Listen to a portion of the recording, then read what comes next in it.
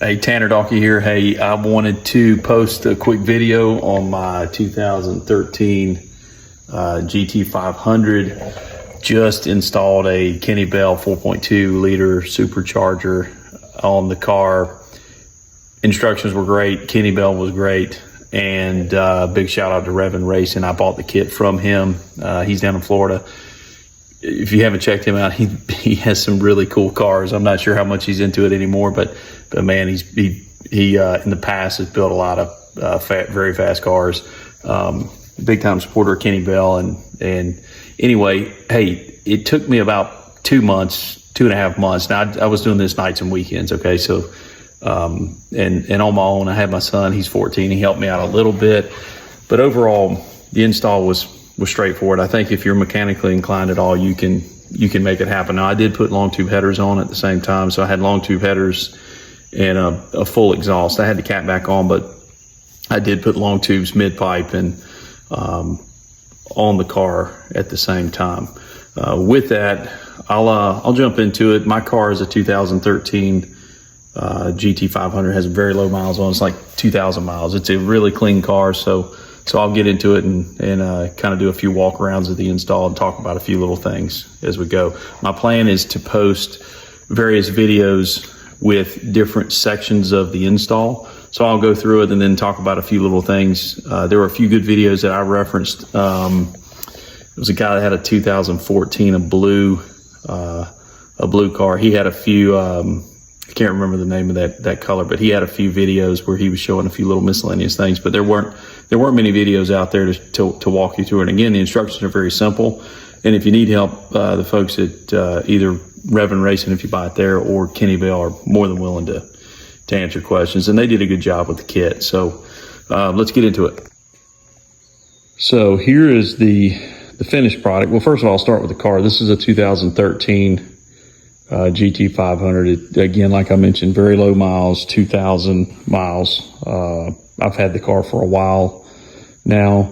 This is the 4.2 liter Kenne Bell kit. It basically comes with everything that you need. And as you can see, the fit and finish on this thing, I haven't braided any of the lines or hoses or anything, but the fit and finish of the kit, just right out of the box, is, in my opinion, is very good. So again, I think there were a few little areas that were tough for me, and the biggest one is the EGR recirculation tube. That is this tube right here that hooks to the back right here, and it comes down, and you can see it right there. And you can't see it now that the battery box is back in, but it connects to the long tube header. With that thing was a bear to get in, but you just got to stick with it. And the instructions say that they encourage you to be patient as well. But as you can see, I have the long tube headers there. As you can see, also there's a new motor mount. The kit comes with new motor mounts, which is great. The fit and finish on those is nice. They were easy to install. One thing in general in this area, when you get back to this area, this whole assembly, once I got the charger on, there are a few things that you do before you actually set the charger down on top of the engine, but this whole area is pretty tight. You gotta re-splice a few little lines and things in with the stock line, but most of everything that you install here is brand new, from the fuel lines to the SPE line to, all your vacuum lines, all the breather lines. Again, fuel lines were very simple. There are a few little things that you have to trim, like this piece, this sensor here, that connector. You have to trim that, but again, the instructions are very, very, very good, and they're detailed. And as long as you're patient, it's a simple build. This belt, super simple. This belt right here, complete pain. So I can do it much better now. I had to get my son to help me with that. Luckily we have a lift, so we were able to put everything up on the lift, and I was able to get up, get the car elevated up, and one of us get under it and one of us on top and help install all of that. So that was a little bit of a pain, but now I could do it. I couldn't do it in my sleep, but I could come close to doing it in my sleep. It's easy now that you get the hang of it. Everything else is pretty straightforward. Again, anything that you have to tap into or mount, the instructions are very clear. It just takes time. The one thing that I did have an issue with, and this was on me more than anything, and I still need to do something. This is a dipstick tube and new dipstick. When I put the new headers on, I did not route the dipstick tube back through the headers before I bolted everything down, and then I could not route the stock dipstick tube back into its location. So I had to buy an aftermarket dipstick and dipstick tube, and it's a flexible one. It works well. It's not as long as it needs to be. It does fit properly, no leaks. I've verified that like 10 times now, but I would have done that a little different. And then when I was putting the long tube headers in on this side of the car, you have your steering shaft, and I didn't install that. So I had to actually remove the steering shaft from underneath the steering column, pull it back, and then feed it back through the headers. Again, little things like that if I could do it over again, I would have never made those mistakes. But again, what I'm going to do is continue to post a few videos. And if you have any questions or you're installing a kit, please feel free to reach out, send me an email. I'll even leave, if you want to, you can, if you email me and ask for my number, I'll send it over as long as you're not crazy, but you can call and I'll answer anything. And also, if you buy this from Reverend Racing, he'll do the same. He was, again, I'll give a shout out. He was awesome. I only called him 2 or 3 times, but he was really good. So far, I've cranked the car up just like the instructions said.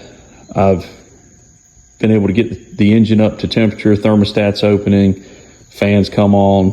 So I cycled the car on and off all day yesterday. I drove the car twice, and then I drove it again this morning, cycled it on and off. And that is very important, because you, as with anything that you do like this, where you're taking everything apart, especially a lot of the coolant lines, this thermostat housing, late yesterday, on like the second time I drove the car, I parked it back and I saw something dripping on the ground. And I did not, there are 2 bolts on this housing, one right here, and there's one right underneath there, same exact bolt. I believe it's an 8mm. I didn't torque it down properly, and it started leaking from the bottom. So retorqued that, got it going. But it's important to let this thing cycle. Heat, cool, and then you'll find everything that you need to find or that you're going to find. So real quick, show you the car. Again, it's a very clean car. I've had the car for probably 5 years or so. Has approximately 2,000 miles on it. Now I have to figure out what kind of hood I'm going to put on the car. I knew I was going to have to replace the hood on it when I put this charger on, but as you can see, this thing sits up significantly higher than the stock supercharger.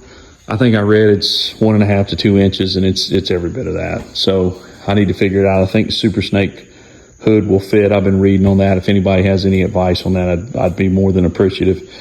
I want it to look as stock as possible, but I know I'm going to have to put a new hood on it. This car still has the stock Goodyear's, the Eagle F1s that came on it from the factory.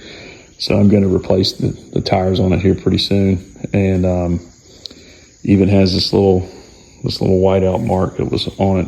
Need to get my inspection done as well. But and I definitely need a new rear tire. But car is really clean. It's an awesome car. I love it. And this car is actually black. It has the racing stripe delete on it, and then the Recaro seats are just a solid black, and they have I guess you could call those the black racing stripes inside, but they don't have any colors. So a little bit more rare than others, but I like it. And I did go with a Cook's exhaust system on it. Cook's exhaust has been good. I mean, no leaks. It was super easy to install as well. So really happy with the build. And yeah, if you're looking at a Kenne Bell or a Whipple, or you're looking for whatever, I would highly recommend looking at the Kenne Bell. Again, they've been great. So I'll keep doing some videos. I do want to talk more about the fuel system. I want to talk a lot about the fuel system and how the booster pump hooks up. It is super simple. And in fact, while we got it here, I'm going to pop the trunk and show you, because I don't have the carpet back in yet. I'll show you a mistake that I made, and I wish I would have, again, read all of the instructions. But so you basically pull everything out, and then here's your booster pump, and then it wires in without cutting anything. So you'll get a bunch of different instructions. The bottom line is it comes with these jumper harnesses. Here are the jumper harnesses. So it connects into here to the booster pump. Sorry. Then it connects into your wiring harness, and then that feeds into the other wiring harness that was connected before. You have two pumps, one on the driver's side, one on the passenger side, and those jumper harnesses plug right in, and you don't have to do anything. No cutting, no splicing. All you have to do is just kind of tap into the side, find a good flat spot, and you're in great shape. But that was a simple install. And then obviously, you feed your wire through and run it all the way down, the side, underneath the car, and it actually comes up right through here. So, with that, I'll continue to do some videos, because I do want to do some other things on the car to show you, just like a few tips and tricks. I've got 4 or 5 things written down that I want to go into detail on, whether that's a torque spec or whether that's how to, feed a bolt down, because you got some really tight spots over here. The instructions tell you exactly what to do, but if you haven't done it before, it can be difficult to kind of get your head wrapped around it, but it's super simple. So again, I go back to read the instructions, and you'll be in good shape. The other thing I'm going to do is start posting some videos. I have a 94 Cobra. This is it here. It's a cool ride. I've done some neat stuff to that.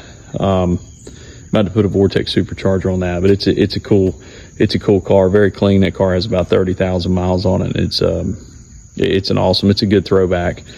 But hope you enjoyed the video. Again, if you have any questions at all about, or thinking about putting a Kenne Bell supercharger on your car, please reach out. I'd be more than willing to help. All right. Hope you all enjoyed the video. Thanks.